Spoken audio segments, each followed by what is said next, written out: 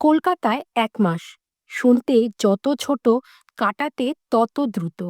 সকালের গরম চা, রাস্তার ধারের ফুচকা, মায়ের হাতের রান্না, বন্ধুদের সাথে আড্ডা, যেটা কখনোই শেষ হয় না। প্রতিদিন মনে হয় এই তো আমার শহর। এই শব্দ, ভিড়, এই গন্ধ সবটাই আমার নিজের। ১ মাসের কত স্মৃতি জমে যায়। পুরনো পাড়া, পুরনো গল্প, আবার নতুন করে ভালোবাসা। তবে সময় থেমে থাকে না। সুটকেস ধীরে ধীরে ভরে যায়, কিন্তু মনটা খালি হয়ে যায় একটু একটু করে। এয়ারপোর্টের বিদায়ের সময় হাসি আর চোখের জলের মিশ্রণটা সব থেকে কঠিন।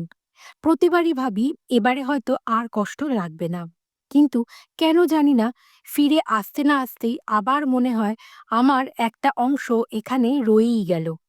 তাই হয়তো বারবার ফিরে আসি আমার এই নিজের শহরে, আমার এই নিজের মানুষগুলোর কাছে। কারণ দূরে থাকলে কলকাতা কখনোই দূরে হয়ে যায় না। সে থেকে যায় হৃদয়ের একদম ভেতরে। আবার দেখা হবে আমার শহর। ভালো থেকো।